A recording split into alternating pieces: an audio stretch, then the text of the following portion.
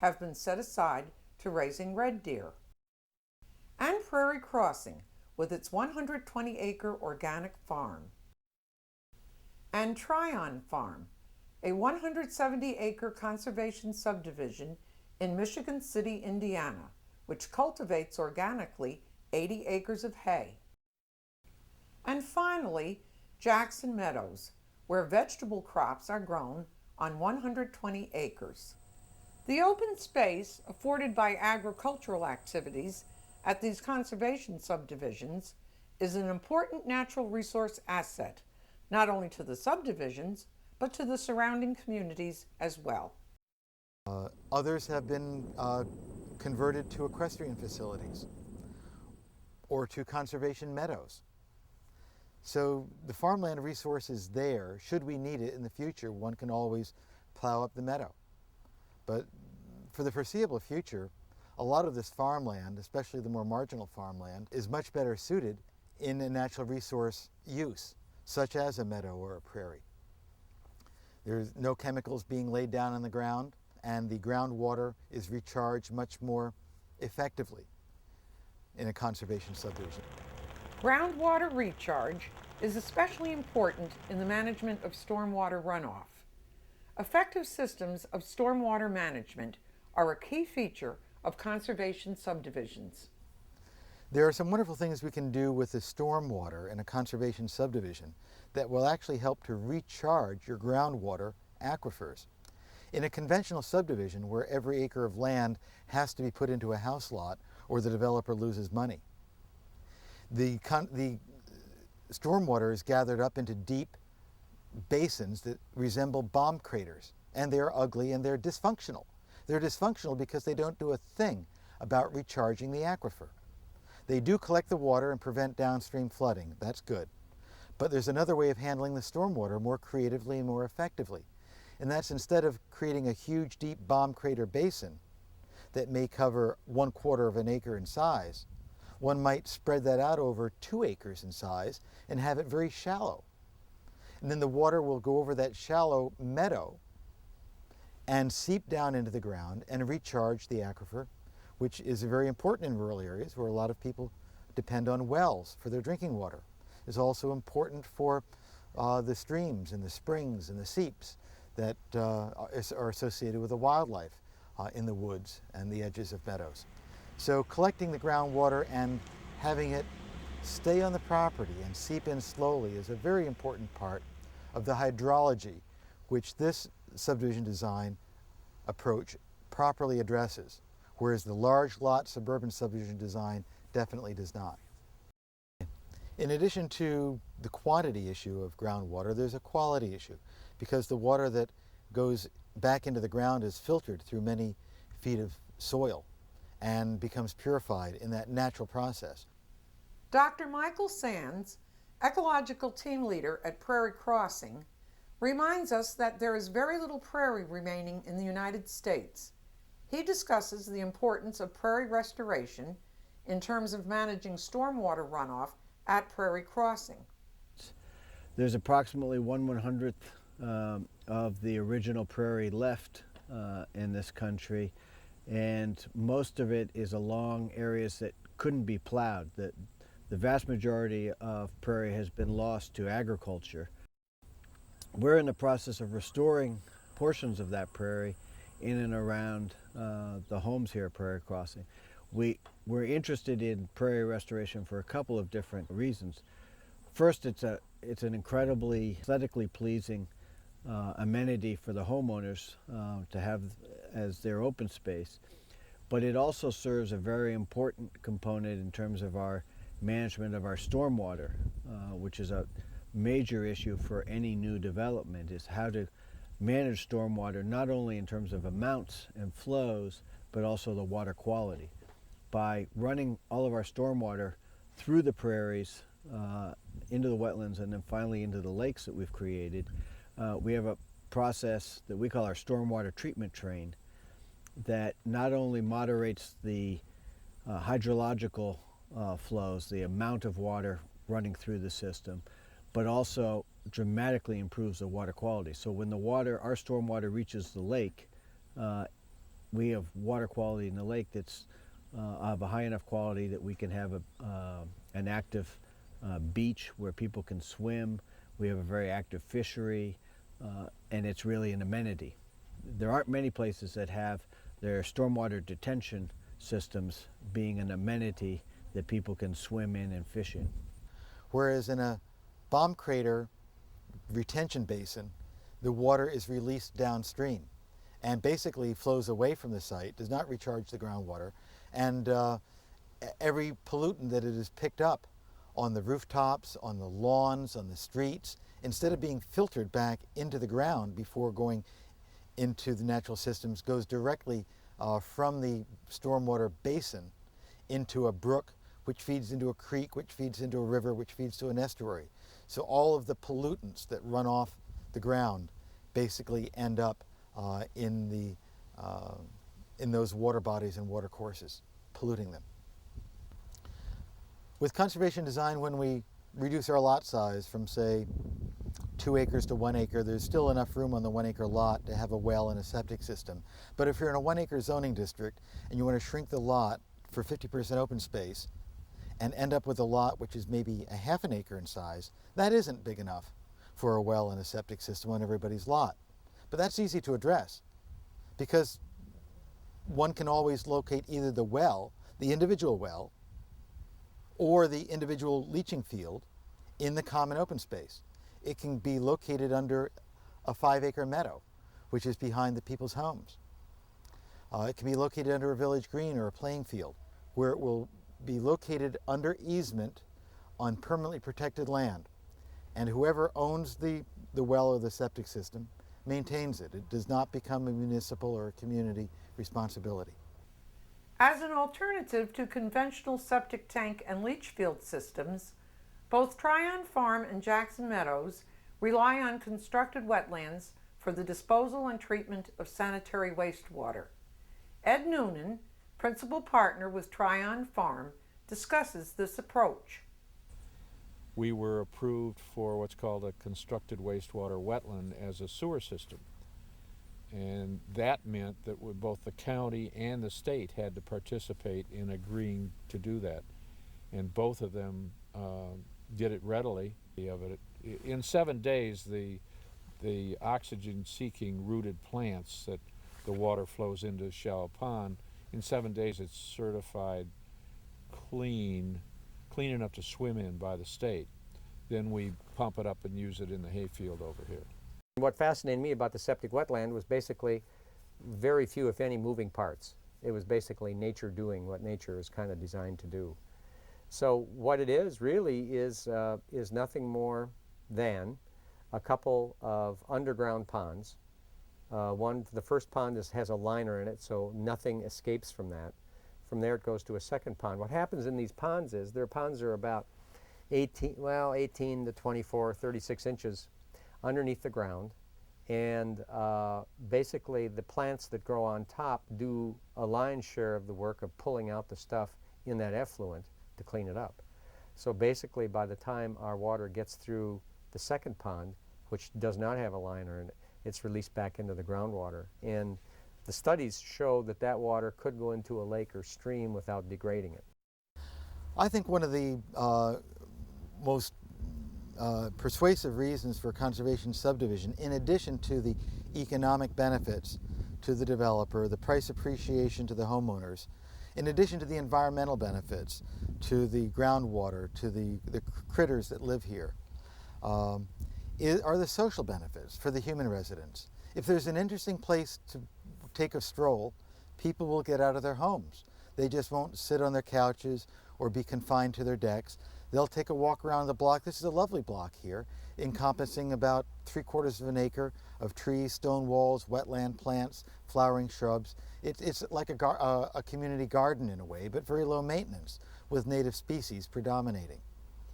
So I find that when we build trails and subdivisions, people will walk along them, and as they walk along those trails or walk along through a village green and sit down on a bench, they will get to meet their neighbors informally, casually, in a way that they would never get to meet their neighbors in a standard cul-de-sac subdivision where there's no interesting place to walk. So we want to give people a nice place to walk, an attractive place which will pull them out of their homes, and then they'll get to meet their neighbors and they'll strike up conversations and they'll start to make friendships that would never happen in most cases without the benefit of the open space magnet. John Rowan, Township Manager of Upper Euclid Township in Pennsylvania, discusses the relationship between new development and the township's master plan for trails. All new developments have the trail network designed for them. They're constructed as the development progresses, and those trails will link up with the township's master trail plan. Notice that the trail terminates at the edge of the development, but will link up with the trail of the adjacent development. Peter Hausman, Chairman of the Natural Lands Trust of Pennsylvania, which assists communities with natural resources inventories, open space plans, and conservation subdivision designs, argues that in a knowledge-based economy, conservation subdivisions and neo-traditional developments are not simply environmental issues. He suggests that local business leaders must be proactive in promoting these patterns of development as opposed to the sprawl pattern.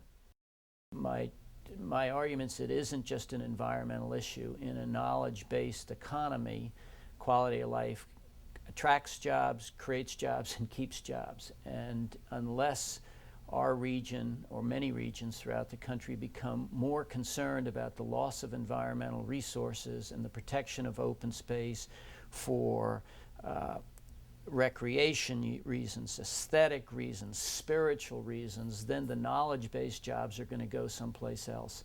And knowledge-based jobs are, by definition, businesses today can locate wherever they want, and they're choosing to locate largely in the suburbs, the statistics show, because they can get an educated workforce.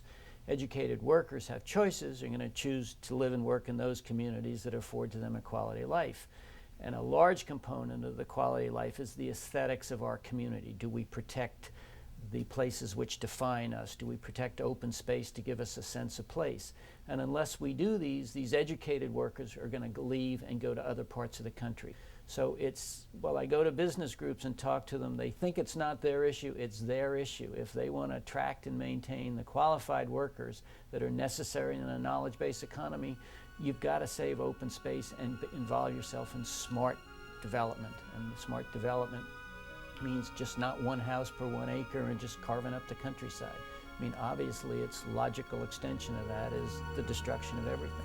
The definition of leadership is to take risks and do things. And we really have a window of, if you're a pessimist, 10 years, if you're an optimist, 20 years, to really change what we're doing in this country, because I don't see these social trends changing. And if that's the case, we've got to do this, and we've got to do it quickly.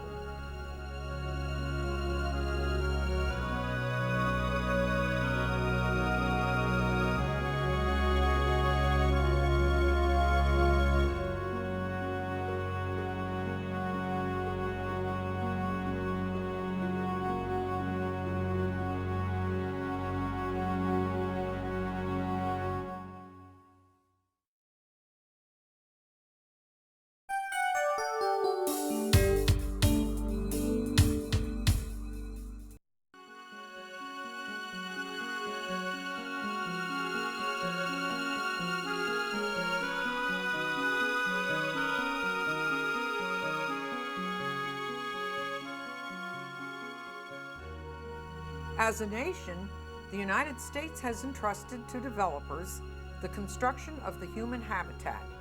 What has evolved is a pattern of suburban sprawl which has destroyed natural resources, significantly reduced open space, and has diminished the quality of life in many of our communities. Randall Arndt describes the conventional grid pattern of development. Conventional land development really evolved from urban street patterns and urban lot sizes. And as people moved outside the city, they carried that same pattern with them. But as they moved a bit further out, they increased the lot sizes, increased the setbacks, increased the lot width. And after nearly a century of suburbanization, which really began in earnest in this country in the 1850s. By the 1950s, we were really on our track going out of control, with house lots going from ½ acre to 3/4 of an acre to 1 acre to 1½ acres, 2 acres. Some places even require 3 and 5 acre house lots. And what this does, of course, is it chews up the very resources that people move to the countryside to enjoy.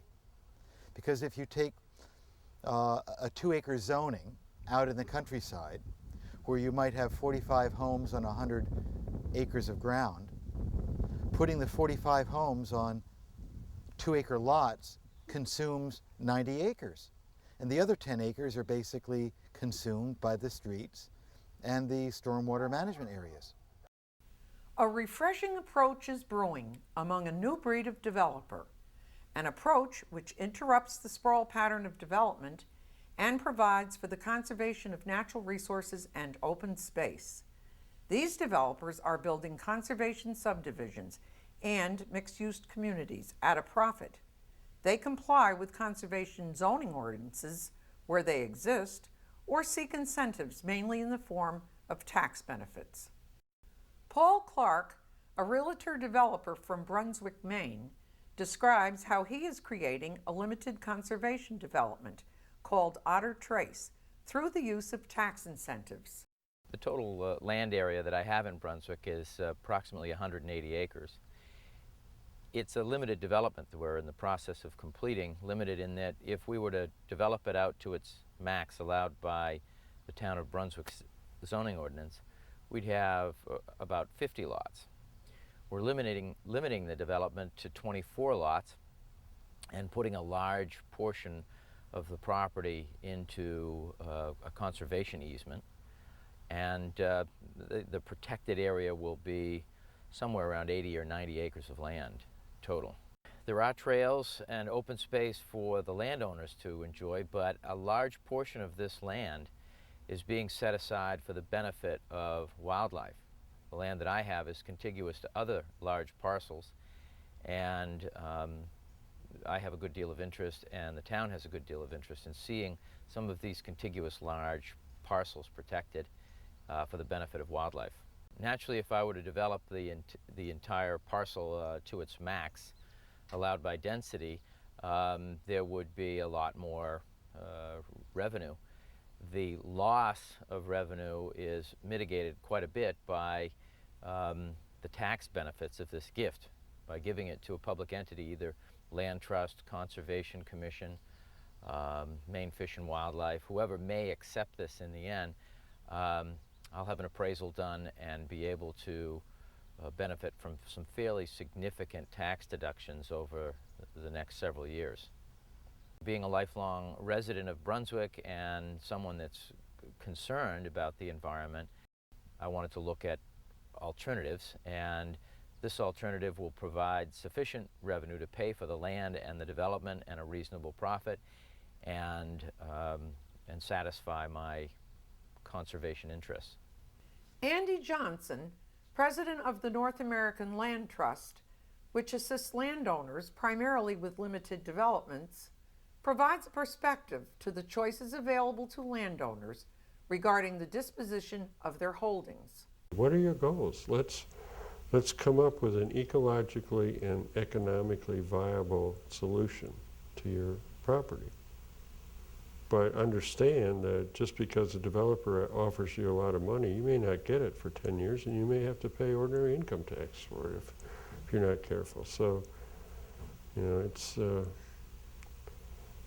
it's not just what somebody offers you per acre for your land that determines what you actually put in your pocket.